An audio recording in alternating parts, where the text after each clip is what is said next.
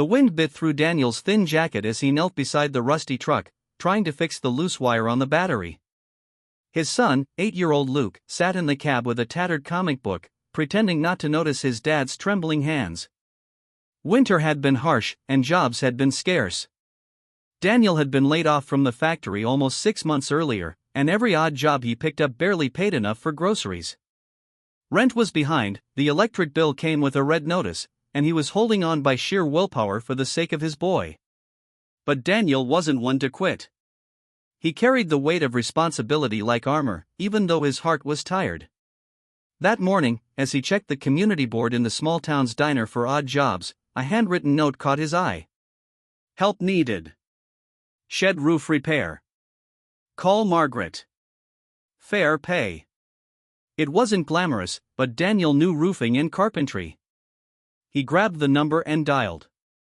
A soft, steady woman's voice answered. If you can come by today, I'd appreciate it.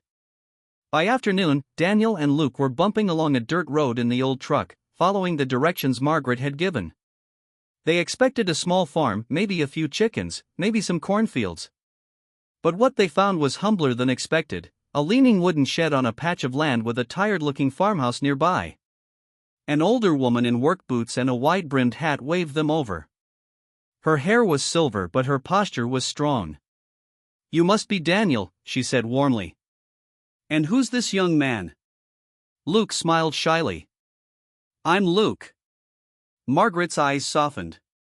Well, Luke, you're welcome to explore while your dad helps me. There's a swing on the oak tree if you'd like. Daniel felt a rush of relief. Most people didn't have patience for a kid tagging along to jobs. But Margaret treated Luke like he belonged. The shed was in bad shape. Holes in the roof let in water, beams sagged with rot, and the whole structure leaned as though one strong gust would topple it. Daniel set to work, pulling out rotten boards, replacing them with sturdy planks he'd brought from his truck.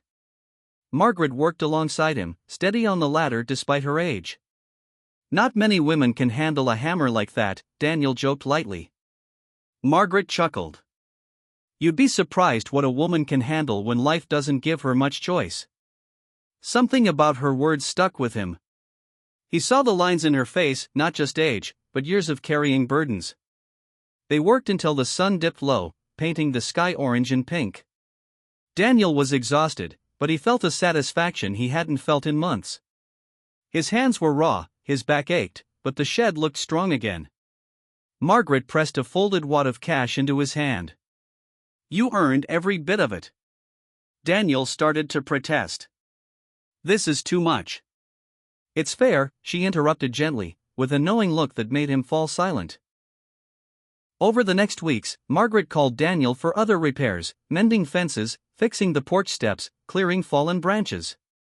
Each time, Luke came along, and Margaret always welcomed him. She made them sandwiches, told stories of the land, and listened when Luke chattered about school. Little by little, a friendship grew.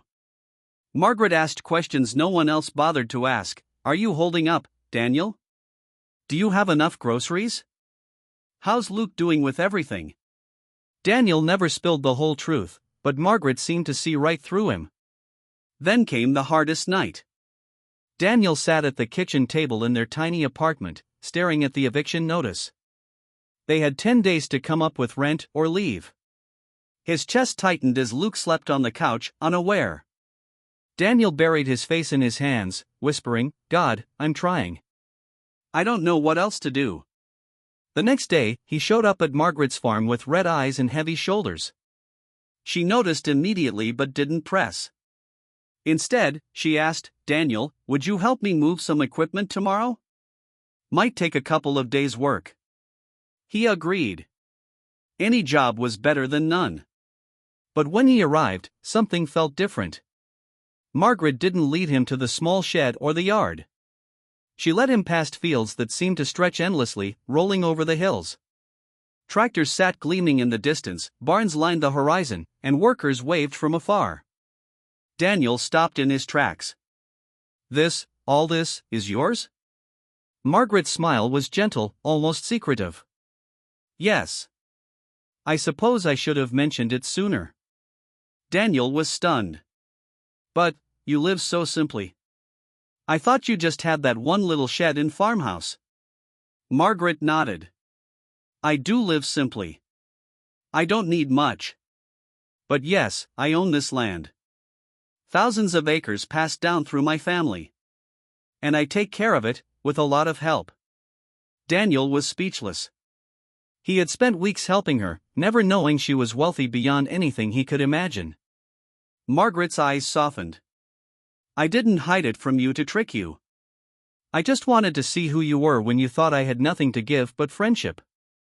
In the weeks that followed, their bond grew deeper.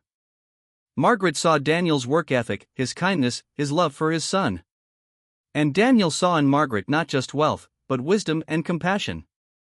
She began offering him steady work, managing repairs, overseeing parts of the farm, even training him to take on greater responsibility. Slowly, Daniel's life began to stabilize. He paid off debts, caught up on rent, and bought Luke new clothes. For the first time in a long while, he breathed without fear of losing everything. But the greatest gift wasn't the money. It was the trust, dignity, and opportunity Margaret gave him. One evening, as the sun set over golden fields, Margaret sat with Daniel and Luke on the farmhouse porch.